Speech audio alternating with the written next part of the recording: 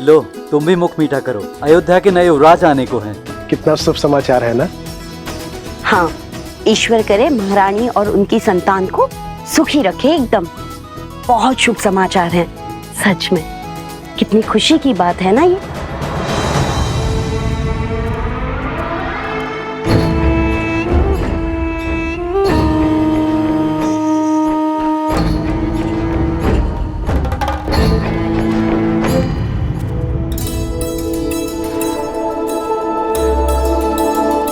लीजिए भैया, आप भी लड्डू खाइए। हमारे राजमहल में लल्ला आने वाले हैं, प्रभु श्री राम के उत्तराधिकारी आने वाले हैं। खाओ खाओ।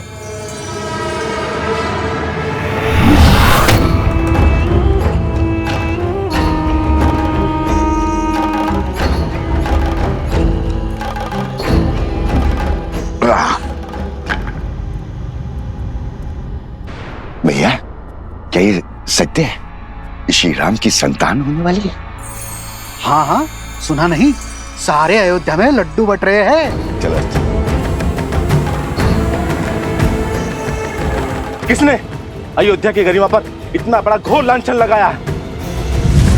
किसने उनके गरिमा का वध किया? किसने? सामने आओ, अभी मैं उसकी जीवा काट लूंगा। मारो, मारो मुझे, मारो। क्षमा के योग्य नहीं हूं मैं। बचपन में माता मारती थी, बड़ा हुआ तो मित्र मारने लग गए। इस जीवा के कारण ये स्थिर नहीं रहती है, कहीं पे कुछ भी बोल देता हूं मैं। घोर अपराध हो गया, मुझे स्वयं को दंड देना होगा। मैं स्वयं को दंड दूंगा। दंड देना होगा, दंड देना होगा, दंड देना होगा, दंड देना होगा, दंड देना होगा। ए रुको, रुको। अरे क्या कर रहे हो?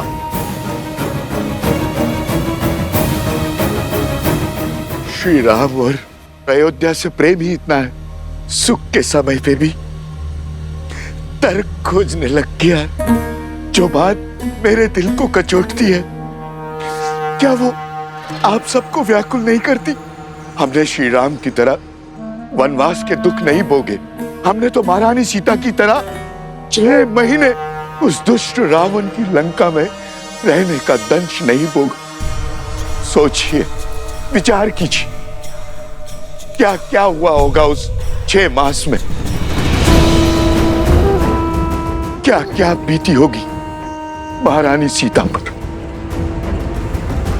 क्या ये विचार आपको व्याकुल नहीं करता? अपनी व्याकुलता हमें नहीं, श्री राम को बताना, वही निर्णय लेंगे। चलो मित्रों।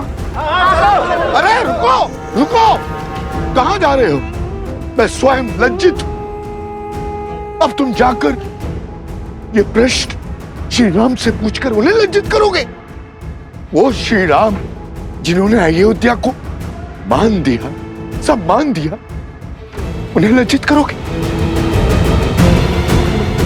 क्या उत्तर देंगे? उनका तो स्वयं संबंध है इस घटना से। देवी सीता के लिए रावण का वध किया है श्री राम ने।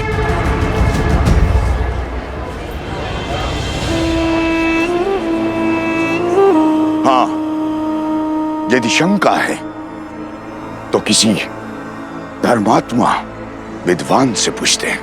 तो फिर मंदिर के पुजारी जी के पास चलते हैं, वो विद्वान भी है और धर्मात्मा भी। वही इसका उचित समाधान देंगे। ये उचित? बिल्कुल। हाँ, क्यों भाइयों? बिल्कुल हाँ, सही हाँ। बोल।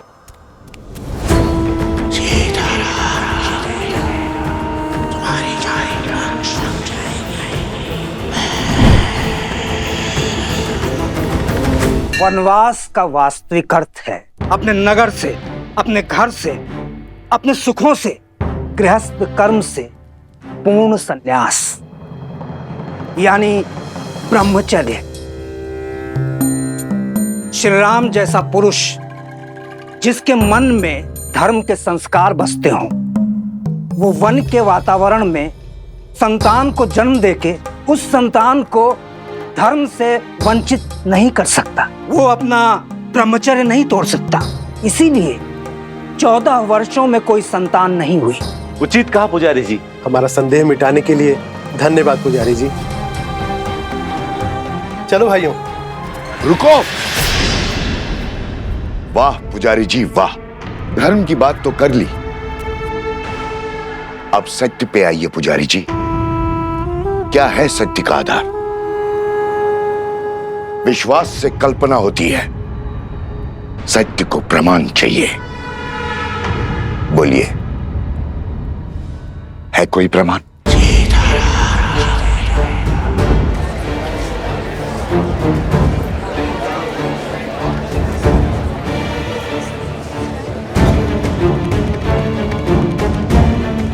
क्या हुआ पुजारी जी?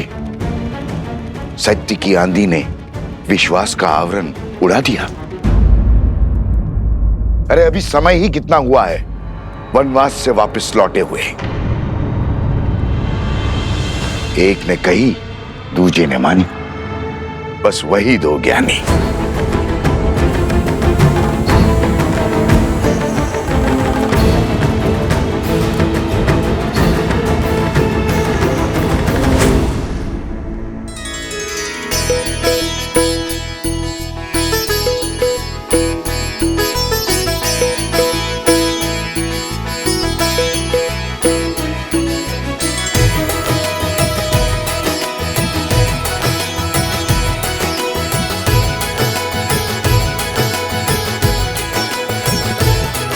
हनुमान,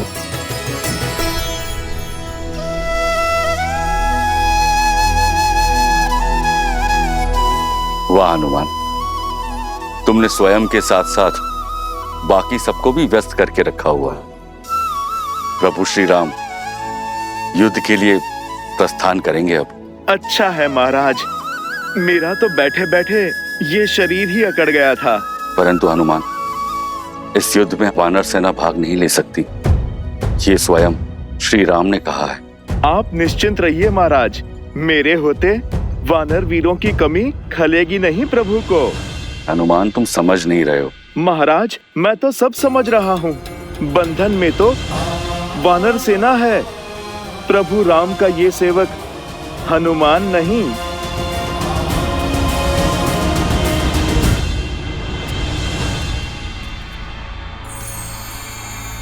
सुना है श्री राम अपनी सेना लेकर पश्चिम की ओर जा रहे हैं, उस दुष्ट भास्करन और उसके बेटे से लड़ने।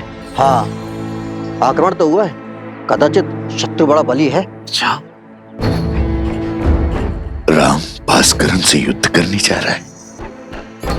भास्करन से युद्ध तो भरत और लक्ष्मण भी कर सकते हैं, फिर राम स्वयं क्यों जा रहा है? वो भी ऐसे समय में जब सीता गर्भवती है। राम ऐसी मूर्खता क्यों कर रहा है?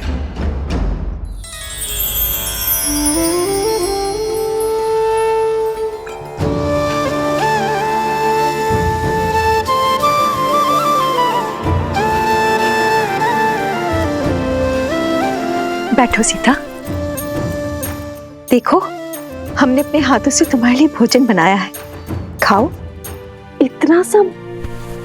इतना सब कहाँ, अब तुम एक नहीं दो हो। तुम्हें हमारे आने वाले पौत्र के विषय में भी तो सोचना है। होने वाले शिशु के लिए पोषण अति आवश्यक है, ग्रहण करो।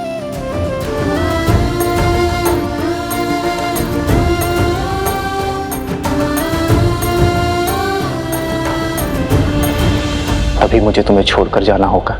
रावण के मामा भास्करन ने अयोध्या पर आक्रमण कर दिया है। अपनी प्रजा की रक्षा के लिए मुझे अस्त्र उठाना होगा।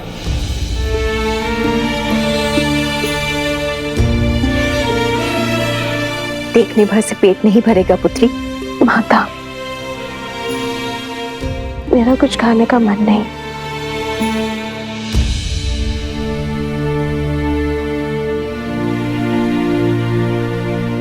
होता है, गर्भावस्था में ऐसा होता है। कभी मन करता है कि खूब सारा भोजन खा लो, और कभी व्यंजन देखते ही मन विरक्त हो उठता है। किंतु पुत्री, भोजन तो खाना ही पड़ेगा। गर्भावस्था में माता को अधिक ऊर्जा की आवश्यकता होती है। खा ले पुत्री। जितना मन भाए उतना खाओ। ये लो। नहीं माँ, मन नहीं है। दीदी, होने वाली संतान तो अभी से राम के गुण दिखा रही है। स्मरण है आपको, जब राम छोटा था तो कितनी हट किया करता था, ये भोजन खाना है, वो व्यंजन नहीं करना। रात्रि में उठ कर मुझसे व्यंजन बनवाया करता था और मैं रात्रि में उठ कर उसके लिए राजभोग बनाया करती थी। स्मरण है दीदी? हाँ, याद है।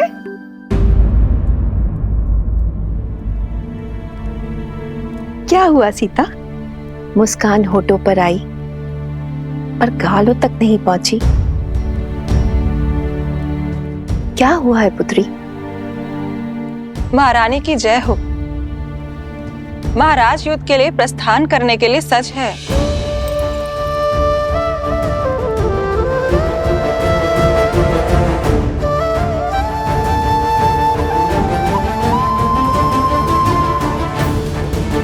मैं समझी क्यों अनबनी हो तुम। ऐसी दशा में कोई स्त्री नहीं चाहेगी कि उसका पति उससे दूर जाए, पर अभ्यास करना होगा। एक राजा का कर्तव्य है कि संकट में उसकी प्रजा की रक्षा करना, और एक रानी का आभूषण है उसका साहस। अब जाओ, राम को रघुकुल रानी की भांति विदा करो। जाओ।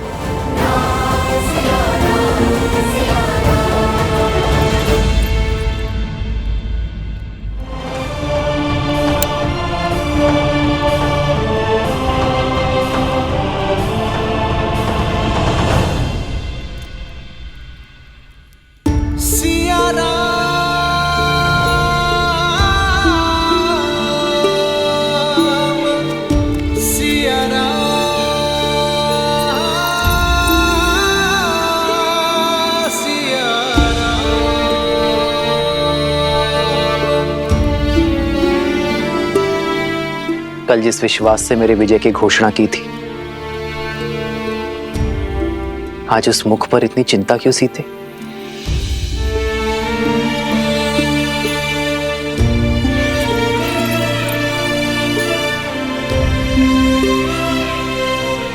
चौदह वर्षों तक आपका साहस, शौर्य और क्षमता देखने के बाद कि सीता कभी चिंतित हो ही नहीं सकती यार। परंतु एक होने वाली माँ का स्वप्न बिगड़ जाने का शोक अवश्य है। इतने वियोग के पश्चात सोचा था कि अब आपसे कभी दूर नहीं रहूंगी, पर कर्तव्य आपको फिर हमसे दूर कर रहा है। कर्तव्य राम और सीता को कभी दूर कर ही नहीं सकता सीते। कर्तव्य तो हमें जोड़ता है। जानती हूँ, पर ये इससे वियोग क्यों आ रहा है? इस समय आपको इसके साथ होना चाहिए था।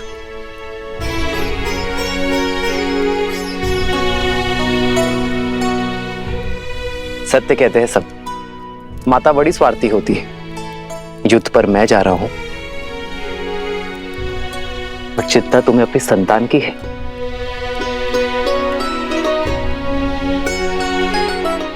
वैद्य कहते हैं सीते कि संतान गर्भ से ही अपने माता पिता के भाव अनुभव करती है।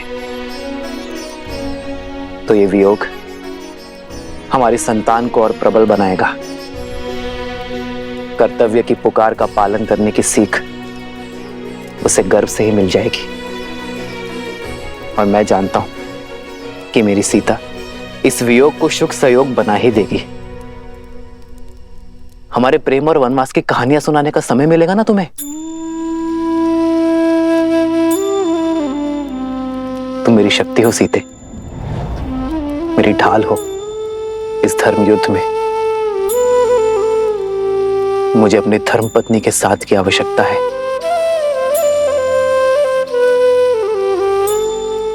तो ये पल सदा आपके साथ रहेगा आर्यन।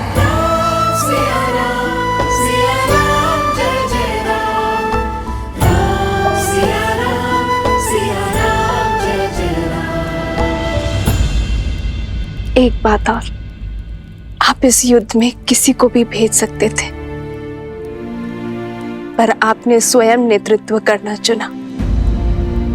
कुछ कारण बड़ा ही होगा, पर मैं नहीं जानती। पर कामना करूंगी कि आप मंतव्य में सफल हो।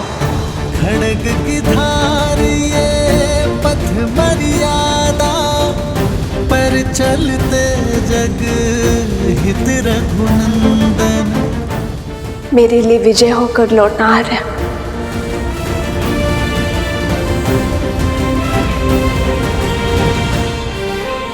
और इसके लिए शीघ्र आइएगा।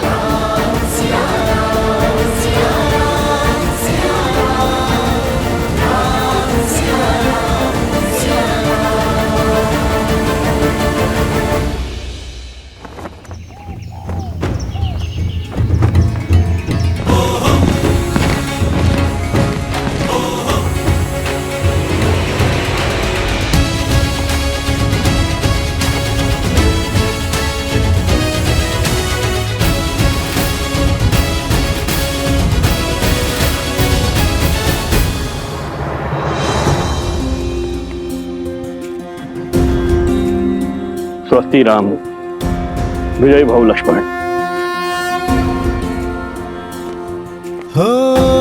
होई सोई जो राम रचि राखा, को करी तर्क बढ़ावे साखा। आपका तेज सूर्य सा दमके।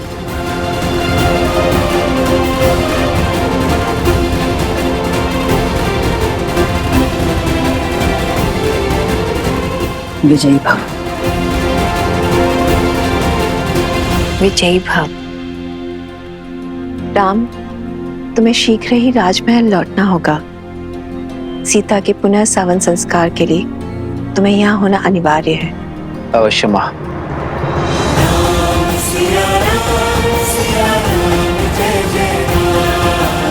आओ लक्ष्मण।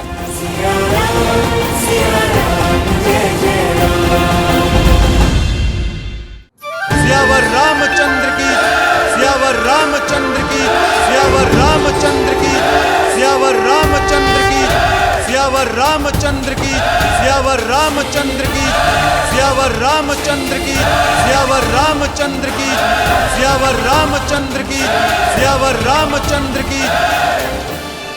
मेरे अयोध्या के वीरों, कर्तव्य ने पुकारा है। जब पड़ोस में अग्नि लगे तो व्यक्ति यह सोचकर नहीं बैठता कि उसका घर सुरक्षित है। वो अग्नि को बुझाता है क्योंकि वो जानता है कि अग्नि का स्वभाव है फैलना। मुझे मेरे वीरों पर पूरा विश्वास है। भय के लिए भयंकर है। हम सब आपके रुद्र हैं। श्री राम, राजा राम, श्री राम। मित्र, यो मुख मोड़कर मत जाइए। वानर सेना ना सही प्रभु, हमें अपने साथ ले चलिए। जो हृदय में बसते हैं उनसे मुख नहीं मोड़ा जाता मित्र। मैं आपको छोड़कर नहीं जा रहा हूं, बल्कि आपके कंधों पर एक बहुत बड़ा उत्तरदायित्व देकर जा रहा हूं। जब मैं वहां युद्ध लड़ूंगा तब आप यहां अयोध्या का भार संभालेंगे, और जब आपके प्रस्थान करने का समय आ जाएगा हम युद्ध से लौटकर आ चुके होंगे।